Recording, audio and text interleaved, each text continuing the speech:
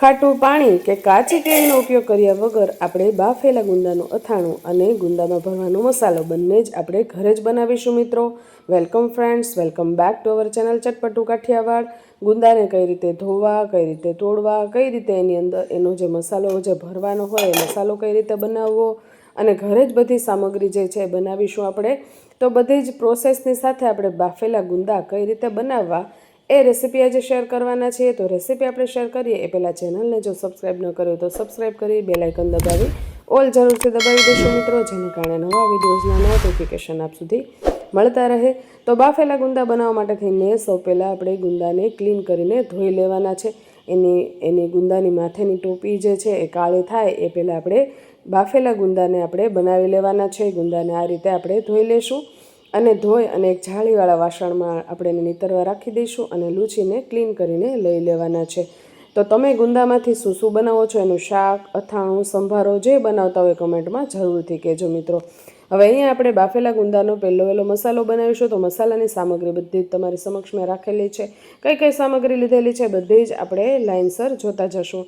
તો step wise recipe જોવા માટે થઈને રેસીપીમાં લાસ્ટ સુધી જોડાયેલા રહેજો મિત્રો.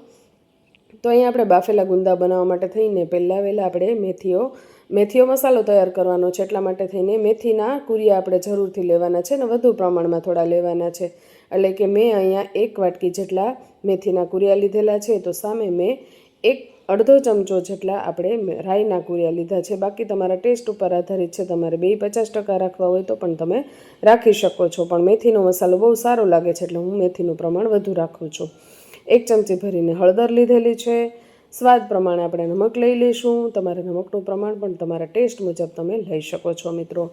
અહીંયા બાફેલા ગુંદા બનાવવા માટેનો બધો જ મસાલો આપણે જે બકડિયામાં આપણે બાફેલા ગુંદા બનાવવાના હોય એમાં જ આપણે લઈ લેવાનો છે. એટલે આપણે બીજું વાસણ પણ બગાડવું ના પડે અને એમાં મસાલો સારી રીતે ભરાઈ જાય.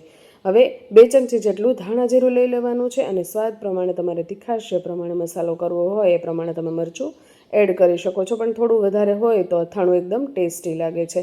તો મેં 1 ચમચો ભરીને લાલ મરચું લીધેલું છે અને ત્યારબાદ આપણે 1 ચમચી ભરીને હિંગ લઈ લેવાની છે. તો ખાસ લેવાની છે, જેનો ટેસ્ટ એકદમ સારો આવે છે. ચપટી હિંગ લઈ અને આપણે તેલમાં એડ કરીને ચેક કરી લેવાનું. તો તેલ સારી રીતે થઈ જાય એટલે આપણે એનો વઘાર કરી લઈશું. ઘણા બહેનો કહે છે કે વઘાર બળી નથી જતો, પણ તેલ એ પ્રમાણે જ થવા દેવાનું કે જેને કારણે વઘાર બિલકુલ બળે નહીં. અને તેલ જ્યારે મરચાંની સાથે આ રીતે મિક્સ થાય હિંગ અને મરચાં સાથે, તો એનો ટેસ્ટ એકદમ સરસ આવે છે અને સુગંધ એટલી સરસ આવે છે આખા ઘરમાં કે તાજો મસાલો જ ખાવાનું મન થઈ જાય આપણને. તો આ રીતે આપણે હોમમેડ મસાલો જે છે એ અથાણાનો આચારી મસાલો આપણે કહીએ ને, તો આચારી મસાલો આપણો અહીંયા રેડી થાય છે મિત્રો. અને ઘરે જ તમે આ મસાલો બનાવો છો, તમે બનાવી શકો છો મિત્રો. તમારે બહારથી બજારમાંથી મસાલો લાવવાની બિલકુલ જરૂરત રહેતી નથી. તમારે ઘરે રાઈ મેથીના કુરિયા હોય તો તમે આ રીતે ઘરે જ મસાલો બનાવી શકો છો. તો આ રીતે આપણે મસાલો તૈયાર કરી લેવાનો છે અને બધી સામગ્રી સારી રીતે મિક્સ કરી લેવાની છે. અને જે કડાઈમાં કે જે બકડિયામાં આપણે ગુંદાને ચેડવા દેવાના હોય એ જ બકડિયું આપણે લઈ લેવાનું છે. તો હું આમાં જ બધો મસાલો રેડી કરી અને એમાં ગુંદાને જે છે હું ચેડવી લઈશ.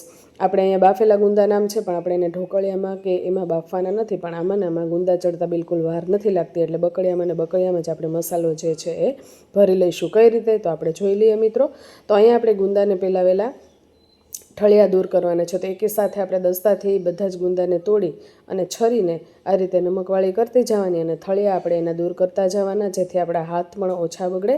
તો આ રીતે નમક જે છે એ નમકવાળી છરી કરી અને ઠળિયા દૂર કરી અને હાથને નમકથી ક્લીન કરી અને ગુંદાને સાઈડમાં રાખી દેવાના છે. ઠળિયા દૂર થઈ જાય એટલે આપણે મસાલો ભરવાની પ્રોસેસ કરીશું મિત્રો. તો સાઈડમાં જે આપણે મસાલો રાખેલો હતો મેથીઓ મસાલો આપણે ગુંદાની અંદર આપણે ભરી લઈશું. તો બધું સારી રીતે ફરીવાર મિક્સ કરી લઈશું. તેલ નીચે બેસી ગયું હોય તો આ રીતે હલાવી લેવાનું અને સાઈડમાં મસાલો કરી દેવાનો કે જેને કારણે આપણે ગુંદા ભરતા જઈએ અને ગુંદા એમાં આપણે રાખતા જઈશું. તો આ પ્રોસેસ તમને ગમી કે નહીં મિત્રો? અહીંયા સુધી પહોંચ્યા હોય તો તમને રેસીપી જો ગમી હોય તો એક લાઇક જરૂરથી આપી દેજો અને ચેનલ પર નવા હોય તો સબસ્ક્રાઈબ કરવાનું બિલકુલ ભૂલતા નહીં. આવી નવી રેસીપીસ તમારા સુધી મળતી રહે એ માટે થઈને જો ગુંદાને આપણે આ રીતે ભરી લેવાનો છે. એકદમ ટેસ્ટી. ઘણા લોકોને કાચા ગુંદા ભાવતા હોય તો આ રીતે ગુંદા ભરીને પણ તમે કાચા ગુંદા પણ ખાઈ શકો છો. પણ કાચા ખાવામાં આપણને થોડી ચીકાશ મોઢામાં આવે છે, તો એ ચીકાશને દૂર કરવા માટે જ આપણે બાફવાની પ્રોસેસ કરવાની છે. તો કઢાઈની અંદર જ આપણે એને ધીમા તાપે એને બફાવા દેવાના છે. હવે કઈ રીતે એ આપણે રેસીપીમાં લાસ્ટ સુધી જોડાયેલા રહીએ જેને કારણે આપણને ખ્યાલ આવે કે કઈ રીતે ઝડપથી બાફેલા ગુંદાનું અથાણું આપણે ઘરે બનાવી શકીએ. કારણ કે કેરીની સિઝન હોય એટલે આ રીતનું અથાણું બનાવેલું હોય તો ટેસ્ટ સારો આવે છે. ઘણાને ખટાશવાળું ભાવતું ન હોય તો કાચી કેરી વગર પણ ગુંદાનું અથાણું આપણે આ રીતે બનાવી શકીએ છીએ. તો રેસીપી ગમે તો એક લાઇક જરૂરથી આપી દેજો અને કમેન્ટ સેક્શનમાં આપના સિટીનું નામ કે ગામનું નામ લખવાનું બિલકુલ ભૂલતા નહીં. જરૂરથી લખી દેજો મિત્રો. ને વાતમાં આપણે અહીંયા ગુંદા જો ભરાઈ ગયા છે તો ગુંદા આપણા ભરાઈ જાય એટલે આપણે એ જ બકડિયામાં આ રીતે હલાવી અને ગુંદામાં જોઈએ એ પ્રમાણે આપણે તેલ એડ કરી દઈશું. કારણ કે તેલ વગર જે છે એ ગુંદા ચડતા નથી. એટલા માટે જ થઈને કીધું કે રેસીપીમાં લાસ્ટ સુધી જોડાયેલા રહેજો. હજુ એકાદ સામગ્રી એડ કરવાની બાકી છે તો સ્ટેપ વાઇઝ તમને બધી રેસીપીની ખ્યાલ આવે તો રેસીપી આપણી સરસ બને છે. તો મિનિમમ અહીંયા 1 થી 2 ચમચા જેટલું તેલ આપણે એડ કરવાનું છે. તેલ વધુ પડે તો ચિંતા કરવાની નહીં, કારણ કે અથાણામાં તેલ વધુ હોય તો જ સારું લાગે છે. તો ગેસ અહીંયા શરૂ કરી દેવાનું છે અને એની ઉપર આપણે આ કઢાઈ મૂકી દઈશું ને ગેસની ફ્લેમ એકદમ ધીમી કરી દેવાની છે. ધીમા ગેસની ફ્લેમ ઉપર જ આપણે ગુંદાને જે છે એ આમાં ચડવા દેવાના છે. ઘણા બહેનો એનો વઘાર પણ કરે છે હિંગ નાખીને, તો તમે એનો વઘાર પણ કરી શકો છો બીજા બકડિયામાં. બાકી એમાં જ કાચું તેલ આ રીતે એડ કરી અને ધીમા ગેસની ફ્લેમ ઉપર આપણે એને ચડવા દેવાના છે. તેલ ગરમ સરસ રીતે થઈ જાય એટલે તેલ બધા ગુંદામાં ભળે એ રીતે આ રીતે થોડી વાર આપણે હલાવી દેવાનું અને બધા જ ગુંદામાં તેલ સારી રીતે ચડી જાય એ રીતે ગુંદાને આપણે આ રીતે ગોઠવી દેવાના છે. અને ગેસની ફ્લેમ ફાસ્ટ નહીં રાખવાની. ફાસ્ટ રાખશો તો મસાલો તમારો બધો જ બળી જશે, બળે નહીં અને કલર એવો ને એવો રહે ગુંદાનો. એ માટે થઈને આપણે એને ઢાંકીને ચડવા દેવાના છે. જો અહીંયા આપણે જ્યારે ગુંદાનું વઘારીએ ત્યારે આ રીતનો કલર આપણે છે, પણ જ્યારે ચડી જશે ત્યારે એનો કલર આખો ચેન્જ થઈ જશે. એ જ એની નિશાની છે. અહીંયા આપણે આ રીતે 2-2 મિનિટે ચેક કરતા રહેવાનું છે કે ગુંદા ચડી ગયા છે કે નહીં. તો જો આ રીતે છરીથી ચેક કરી લેવાનું કે ગુંદા ચડી ગયા છે કે નહીં. તો આસાનીથી છરી જે છે આ રીતે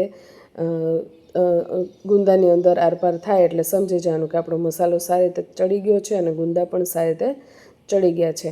તો ગુંદાનો કલર જો ચેન્જ થવા માંડ્યો છે, હજુ થોડો કલર એનો ચેન્જ થાય ત્યાં સુધી આપણે એને ચડવા દઈશું. અને હલાવવામાં ચિંતા નથી રહેતી. ગુંદામાંથી મસાલો બિલકુલ પણ બહાર નીકળતો નથી. તો આ રીતે ગુંદાને ફરીવાર આપણે ફેરવી લેવાના અને ધીમા ગેસની ફ્લેમ ઉપર ફરીવાર આપણે એને ચડવા દેવાના. તો જો આ રીતે ગુંદા ચડવાની તૈયારી આપણને લાગે એટલે તરત જ લાસ્ટમાં આપણે મરીનો જે ભૂકો જે છે એડ કરી દેવાનો. કારણ કે મેથી અને રાઈ એડ કરેલા છે તો એમાં મરી જે છે એની સુગંધ આખી અલગ જ આવતી હોય છે. તો પહેલાં આપણે જ્યારે ચાકુ એડ કર્યું તો આ રીતે ગુંદામાં જે છે થોડી વાર લાગતી હતી, પણ જો હવે આપણે જોઈ શકીએ છીએ ગુંદા સારી રીતે ચડી ગયા છે. તો ગેસની ફ્લેમ જે છે આ સમયે બંધ કરી દેવાની છે અને ગુંદાને આ રીતે હળવેકથી હલાવી અને તેલ જો બધું ઉપર આવી ગયું છે. અને તમે જોશો કે જ્યારે ગુંદા ઠંડા પડી ગયા છે તેલ બધું ચૂસાઈ જશે. એટલા માટે થોડું તેલ વધુ હોય તો ગુંદાનું અથાણું એકદમ સરસ બને છે. હવે ગેસની ફ્લેમ આપણે બંધ કરી દીધેલી છે અને ગુંદાને આપણે આ રીતે ઢાંકીને રહેવા દેવાના. 1-2 કલાક પછી આપણે જોશું તો જો ગુંદા આ રીતે ચડી ગયા હશે અને એને આપણે ઢાંકીને રહેવા દેવાના. મેં રાત્રે બનાવેલા હતા તો મેં સવારે જોયું તો જો આ રીતના ગુંદા જે છે એ થઈ ગયા હતા. તેલ બધું ચૂસાઈ ગયું હતું અને અથાણું આપણું કમ્પ્લીટલી રેડી થઈ ગયું હતું. જો એકદમ સરસ એવું બાફેલા ગુંદાનું અથાણું રેડી થઈ ગયું છે. તમે આ જ રીતે ચણાના લોટનો મસાલો એડ કરી અને બાફેલા ગુંદાનું શાક પણ તમે બનાવી શકો છો. છાશવાળું ભાવે તો તમે છાશ એડ કરીને બનાવી શકો છો. છાશ વગર પણ ટમેટાં નાખીને પણ તમે આ રીતનું શાક બનાવી શકો છો મિત્રો. તો તમે ગુંદાની કઈ રેસીપી બનાવો છો મને કમેન્ટમાં જરૂરથી કહેજો મિત્રો. હવે આપણું બાફેલા ગુંદાનું અથાણું રેડી થઈ ગયું છે. તો આપણે એને જે કન્ટેનરમાં આપણે સાચવવાનું હોય તો તમારે એને એરટાઇટ કન્ટેનર લઈ અને એની અંદર આખું વરસ સાચવી શકાય એ રીતે વ્યવસ્થિત ક્લીન કરી અને કપડાથી લૂછી અને આપણે આ રીતે ભરી લેવાનું છે મિત્રો. બાફેલા ગુંદાના અથાણાની રેસીપી તમને કેવી લાગી છે કમેન્ટ સેક્શનમાં જરૂરથી કહેજો. રેસીપી ક્યાંથી જોવો છો એ પણ મને કમેન્ટ કરીને જરૂરથી કહેજો. અને અહીંયા સુધી જો તમે રેસીપીમાં વિડીયોમાં પહોંચ્યા હોય તો એક લાઇક જરૂરથી આપી દેજો અને ચેનલ પર નવા હોય તો સબસ્ક્રાઈબ કરી બેલ આઇકન દબાવી ઓલ જરૂરથી દબાવી દેશો મિત્રો, જેને કારણે નવા વિડીયોઝના નોટિફિકેશન આપ સુધી મળતા રહે. અને આ બાફેલા ગુંદાની રેસીપી ખરેખર જો આપને ગમી હોય ને તો આપના ફ્રેન્ડ સર્કલ્સ અને ફેમિલી ગ્રુપ્સમાં આ રેસીપીને શેર કરવાનું બિલકુલ પણ ભૂલતા નહીં. શેર જરૂરથી કરી દેજો કારણ કે એકદમ ટેસ્ટી રેસીપી બને છે અને બહુ જ સરસ લાગે છે. ટેસ્ટમાં ખૂબ જ બેસ્ટ બને છે અને બિલકુલ પણ વાર નથી લાગતી.